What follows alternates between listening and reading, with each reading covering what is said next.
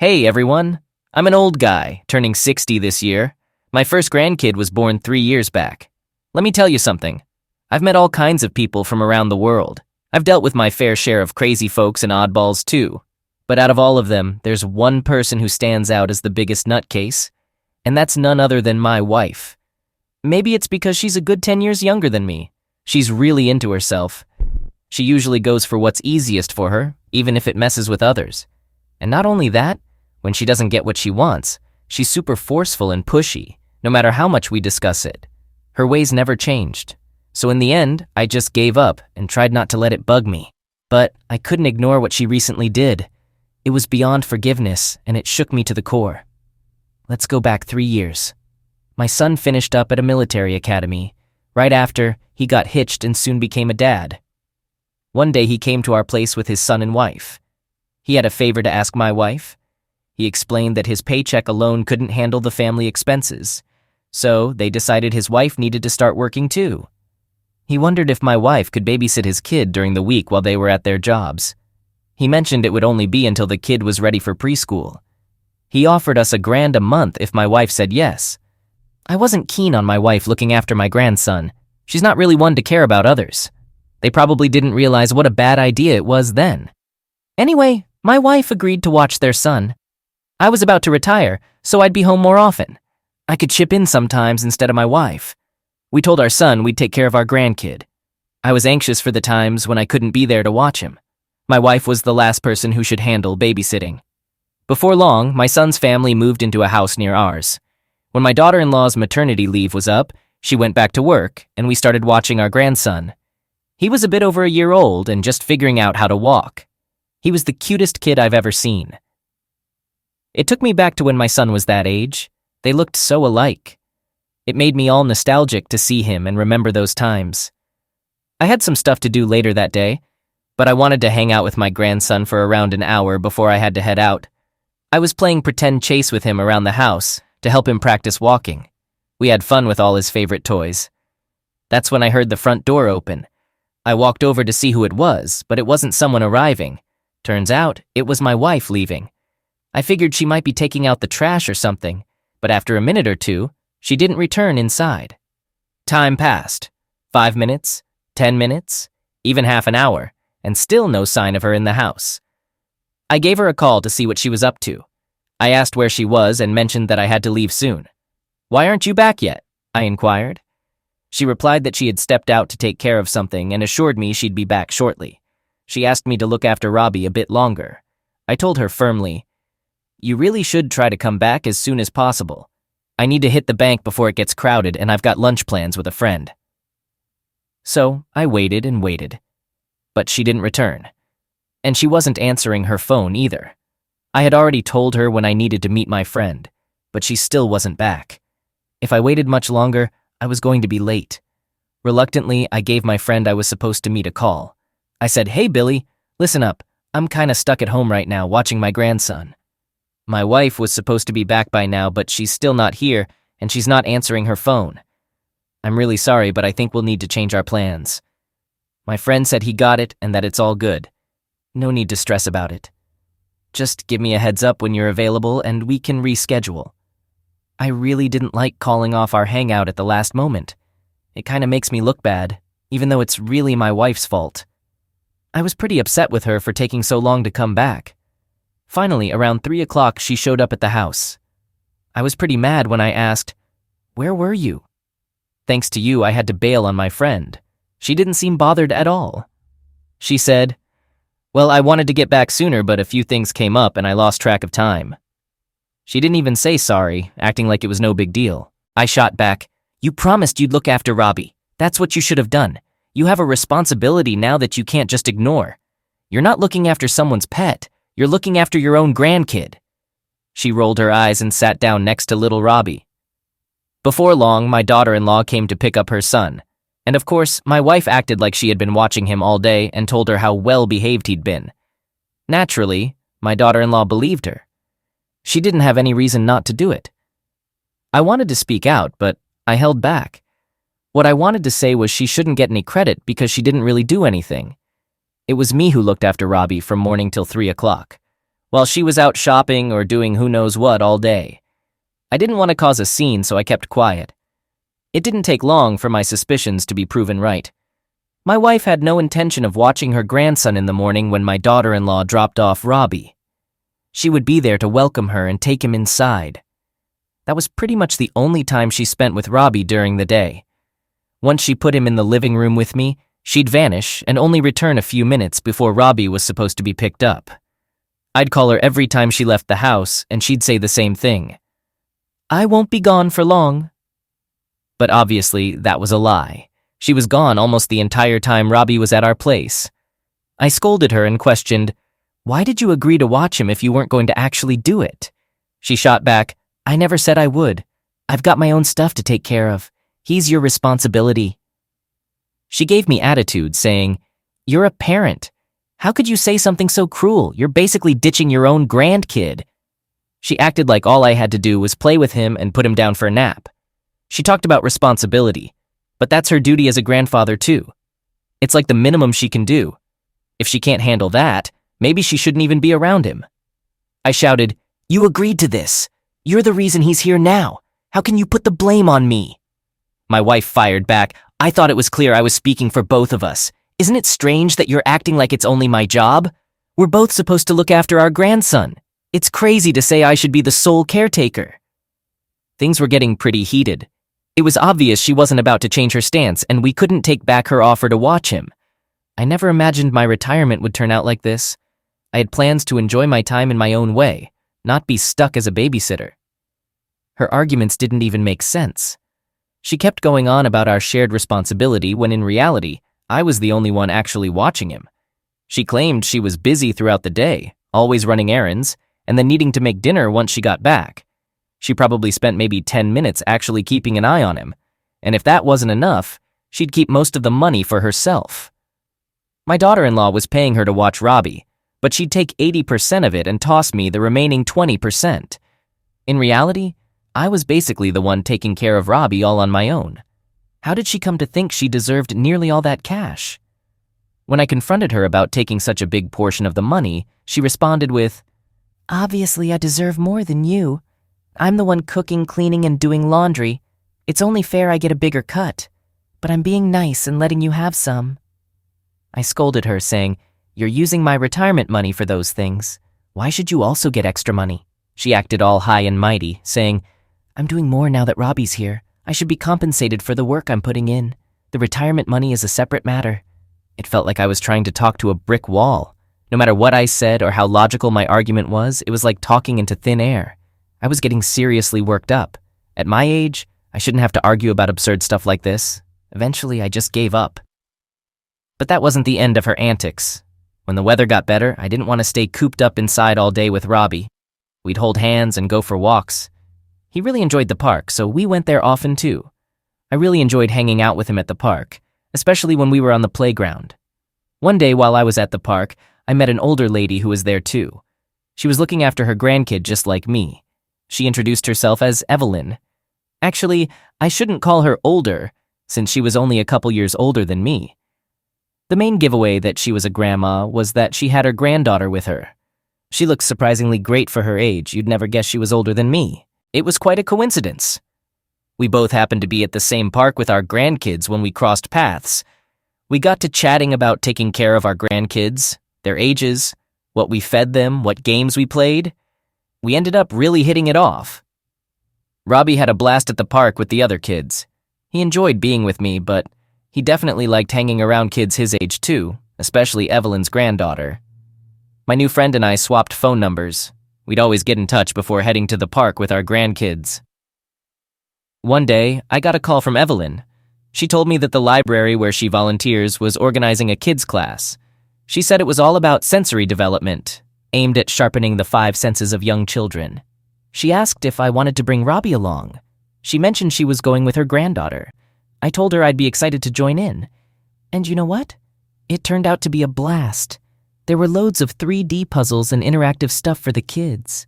They mixed learning and fun really well. Our grandkids had a blast. This kind of thing wasn't around back when my son was a kid. I'm amazed at how much the world has changed to help kids develop. I let Evelyn know how much I enjoyed the class. I asked, "Is this a one-time deal, or do they do this often?"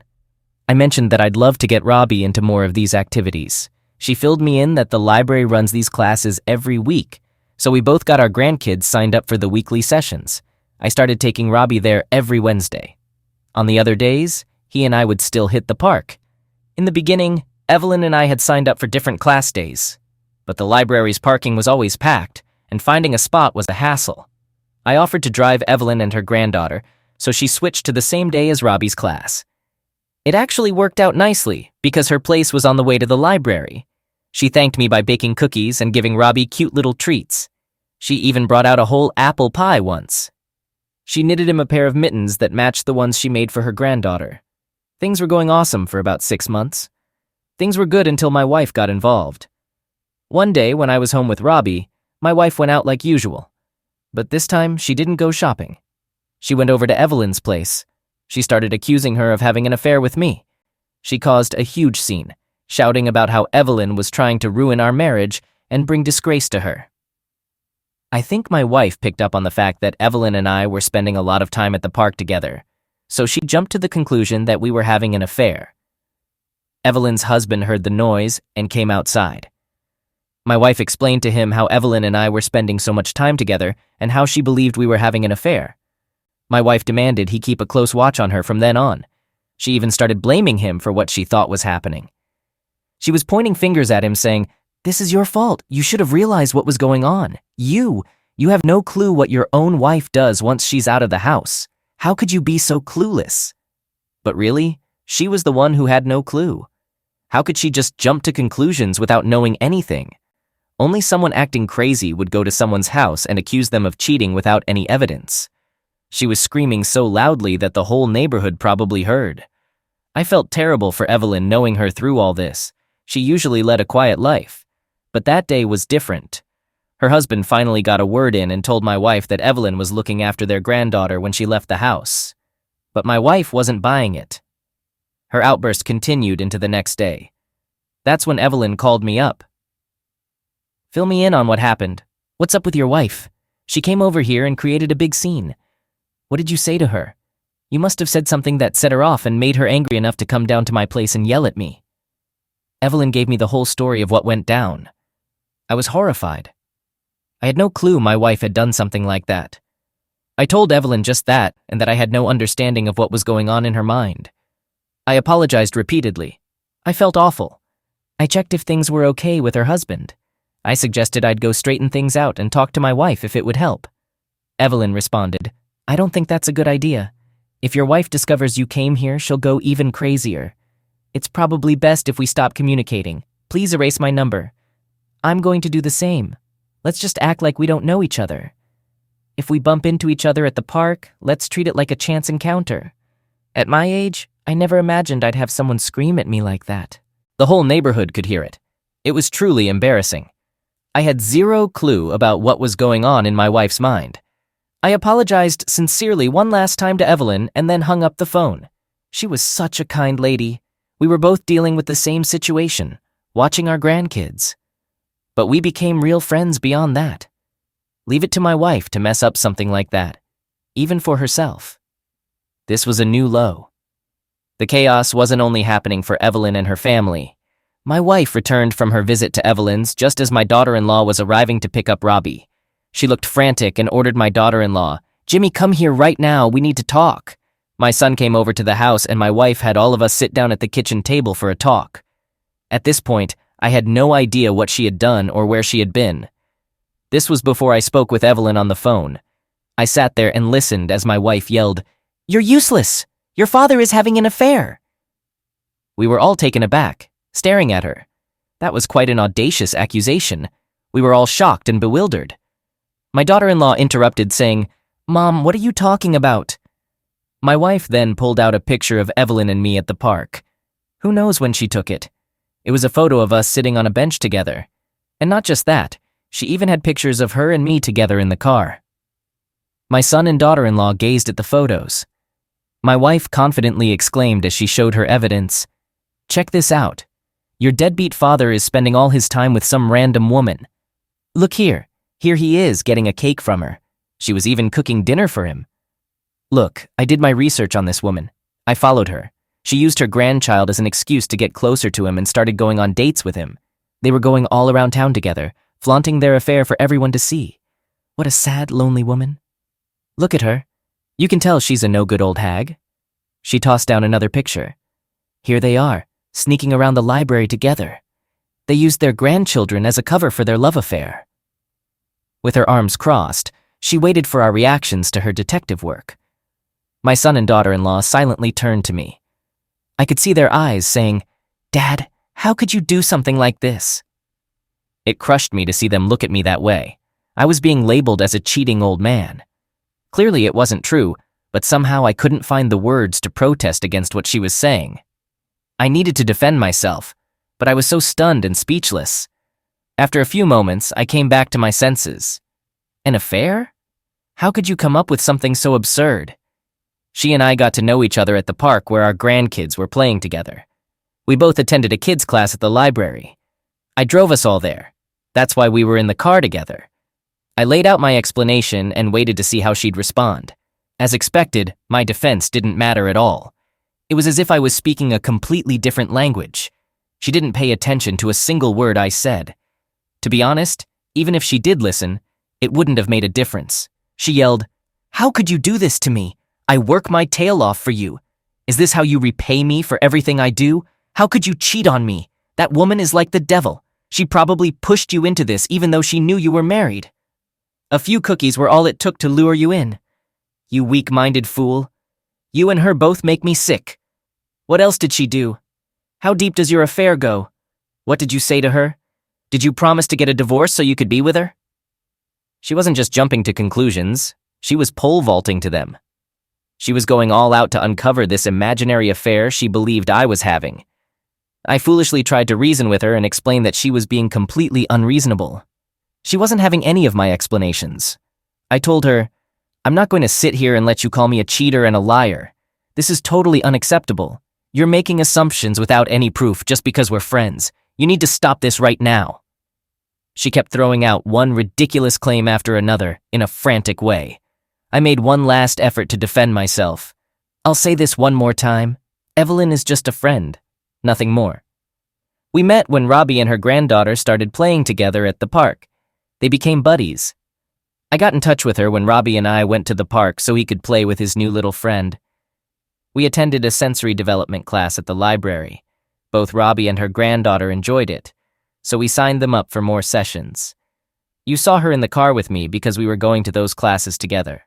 There was nothing more to add. That was the truth, but whether my wife accepted it or not, it seemed like she wasn't listening.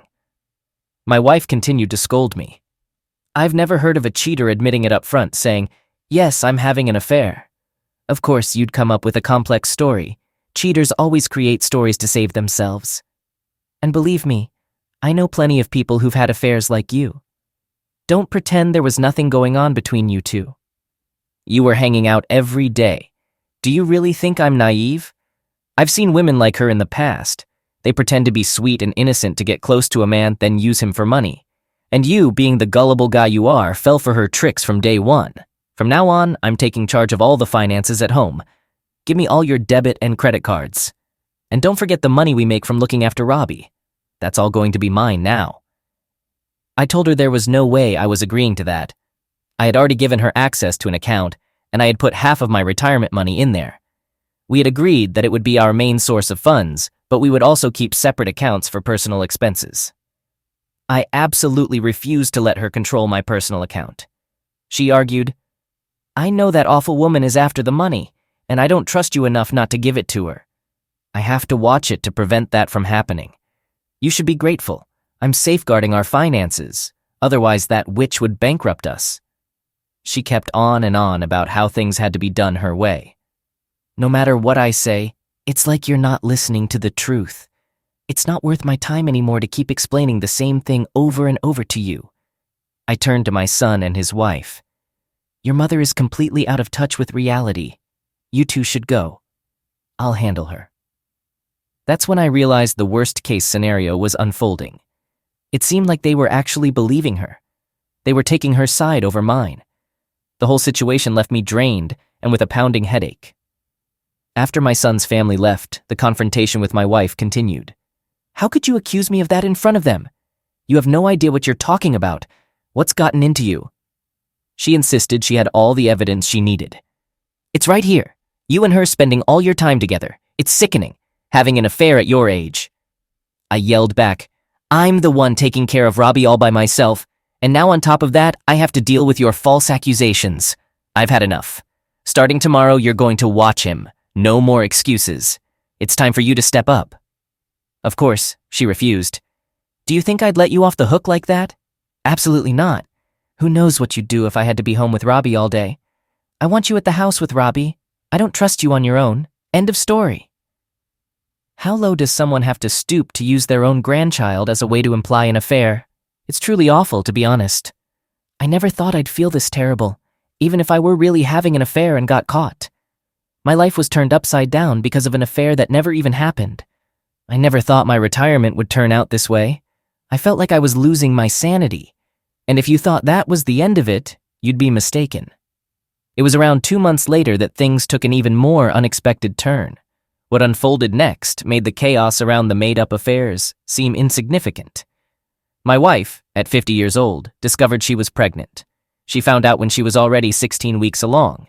She had noticed her periods were irregular and assumed it was due to menopause. She had a feeling that something wasn't right. She mentioned feeling sick, similar to how she felt during her pregnancy with our son many years ago. A doctor's visit confirmed her suspicion. She was pregnant. I had no clue.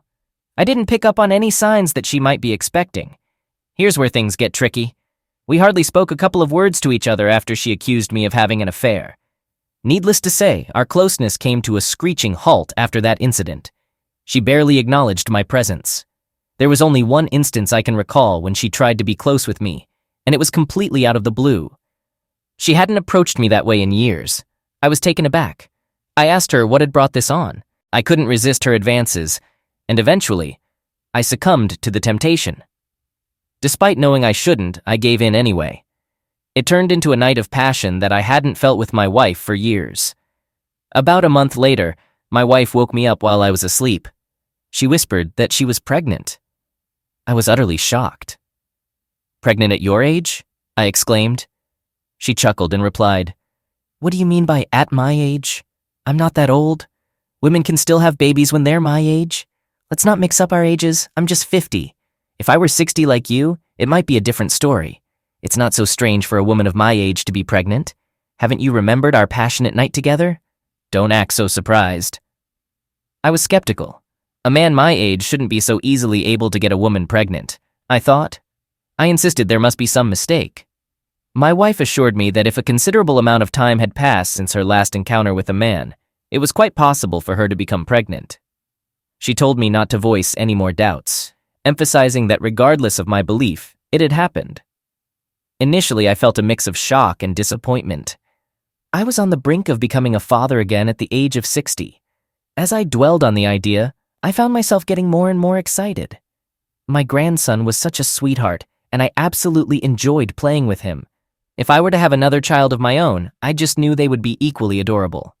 It doesn't really matter when a child comes into your life. They deserve care and love regardless. Sure, some folks might chuckle at us for having a baby at our age, but honestly, I couldn't care less. I was ready to pour all my love into this child, no matter what anyone said. Turning to my wife, I advised her, You need to take extra good care of yourself now. Even though you're not too old to have a baby, it doesn't mean you're as young and energetic as before. Let's make sure we attend your upcoming doctor appointment together. I'm eager to see how our new little blessing is progressing. About a month later, we went to the next appointment, and according to the ultrasound, everything was going smoothly with the baby. This was actually my first time witnessing an ultrasound, and it made the whole situation feel incredibly real. Oddly, seeing our child on the screen while my wife wiped off the ultrasound gel felt both amazing and a little strange at the same time. I turned to the doctor and voiced my concerns. I'm absolutely thrilled about this late-in-life addition to our family, but it also comes with a hint of worry. Is it safe for us to have a due date at our age? Are there any precautions we should be mindful of given our circumstances? Are there any general things we should be aware of or anticipate? The doctor answered, "I can't provide an exact date until your next checkup, but if I were to estimate right now, I'd say sometime in the last few days of August or early September." I expressed my gratitude to the doctor and the nurses before heading back home. As soon as I returned, I marked those days the doctor mentioned on the calendar. Then, I created a comprehensive list of tasks to prepare for the baby's arrival. That's when I noticed something was amiss. It was March, and our night together had taken place a month earlier. How could her due date possibly be in August? That just doesn't add up. I brought up my concern with my wife. The doctor mentioned that the baby could arrive in August. That seems quite impossible. It's way too soon for a baby to be born. Her response was, "It's not uncommon for women my age to give birth a little earlier than the usual time frame. There's really nothing to worry about." But even then, having the baby arrive just 6 or 7 months later is still much too early.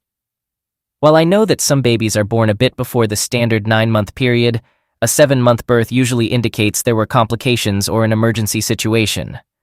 I can't imagine a doctor planning for a baby to come that prematurely. I went back to the doctor to discuss this. I told him that upon reflection, I was puzzled about our baby's due date being just 7 months away. I understand that my wife is older and sometimes older women give birth early, but it just seems way too quick.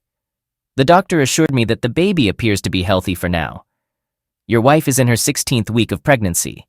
In fact, there's even a chance the baby might come earlier if things continue progressing as they are. No need to be concerned. Then it suddenly clicked. I had a feeling something was off, and this confirmed it. My wife and I were together only a month ago. How could she be 16 weeks pregnant already? It didn't make sense. I thanked the doctor and left to head back home, lost in thought. During the drive, a heavy feeling hit me. It was as if all the energy had been drained out of me when the doctor mentioned that. Slowly, the pieces fell into place. I realized what might have happened. My wife lost her rationality when she believed she had caught me in an affair. I don't know if it was an attempt to retaliate or if she thought she was in a temporary free zone. Around the time she accused me, she might have actually engaged in an affair herself. It's like she wanted to even the score. I felt the need to confront my wife about what I had figured out. I wanted to know who the other person involved was. The following day, we were looking after our grandson. She asked me to play a song for him using my phone while we were playing together. I admitted I didn't know how to do that, so I asked her to handle it. She responded, "You're about to become a parent again and you don't know how to do something so simple. You need to catch up with the times." She shook her head, unlocked her phone, and played some cheerful children's music. I knew she would be going out soon, as was her usual routine. When she left the room, I took the opportunity to go through her phone. I checked her recent call history and made a note of the names and numbers I saw. Then, I opened her text messages. The first name that caught my attention was a man named Daniel. I scrolled through their conversation and saw a photo of the ultrasound. They had been discussing the baby quite extensively. After my wife sent the ultrasound picture, the man's response was, "Are you sure? I'm concerned about you having a baby at your age." My wife replied, "I'm fully committed to having this baby and raising it on my own. Don't worry, there's no need for concern. I've already informed my husband about everything. We can discuss the details more when we meet face to face." That was the final message she sent. I put down her phone just as she re-entered the room. I acted like everything was normal. Once she left the house, I placed Robbie in his baby carrier. I stepped out to trail my wife and find out where she was headed. Fortunately, she was walking and hadn't taken the car. She mentioned she was going to the nearby butcher shop. I observed her entering the shop from a distance. I lingered there, but she didn't emerge. I couldn't just barge in and blow my cover. I tiptoed up to the window and peeked inside. To my surprise, I didn't see anyone, despite having seen her enter. I made the decision to push open the door and enter.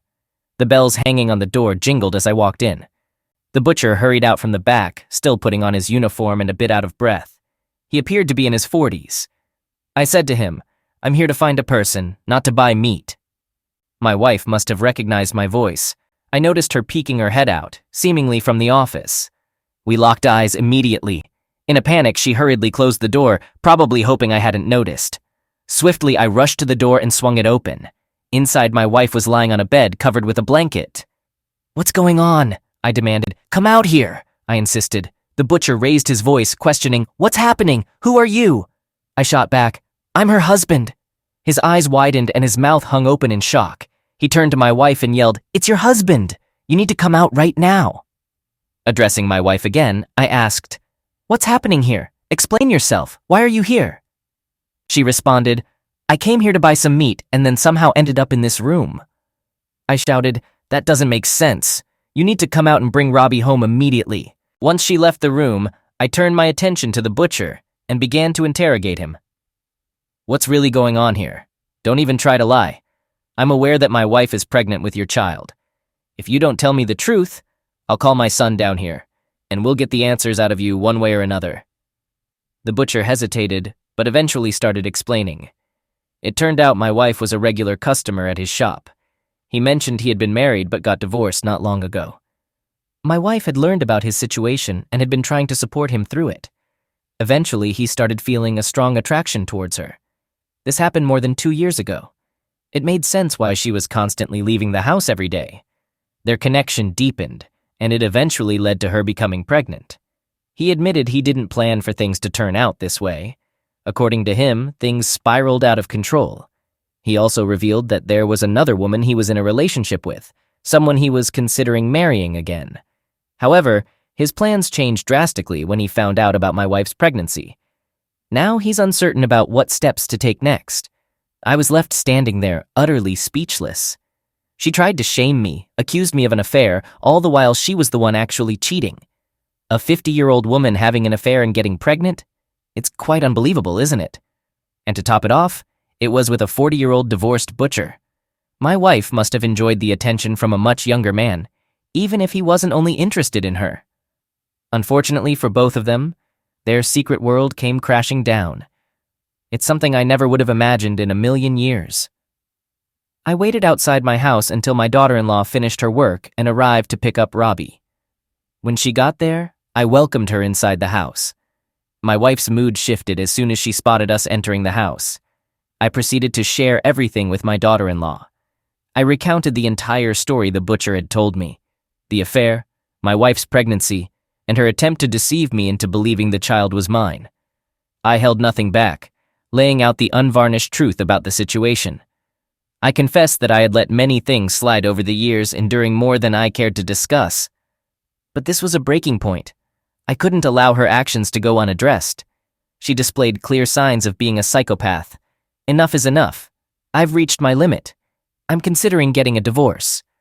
Oh, and one more thing I forgot to mention. The butcher is planning to marry the other woman he was involved with. I don't believe your mother is aware of this, though. While I was speaking, my wife had been listening from the other room. It appeared she wasn't aware of the butcher's plan to marry the other woman. In response, she promptly dialed him, and I overheard her saying, "You promised we'd be together. We agreed to start our life after the baby's born and I get divorced. What happened to that?" She shamelessly aired all of this in front of my daughter-in-law. At least now the truth was out in the open. My wife and I ended up divorcing not long afterward. Several months down the line, she gave birth to the baby. Rumor has it that the butcher never actually ended his relationship with the other woman. This led to a massive confrontation between him and my wife.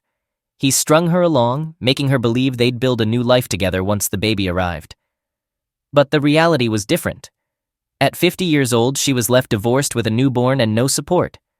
She was at a loss about what to do next. When someone settles into their life, they usually find contentment with what they have. However, my wife took a different path. She tried to exert control over everyone, acted selfishly, and followed her own desires. And this is where it all led. In recent times, I've been spending my days with my adorable grandson. I'm living modestly off the retirement savings I had accumulated. Additionally, I've initiated legal action against the butcher for having an affair with my wife, which led to our divorce. It shouldn't be too long before I receive compensation for his actions. I plan on looking after my grandson until he's old enough for preschool. After that, I'm thinking of finding a new partner, someone with whom I can travel, enjoy delicious meals, and make the most of my time. I want to thank you for sticking with my story till the end. I hope all of you are leading happy and healthy lives.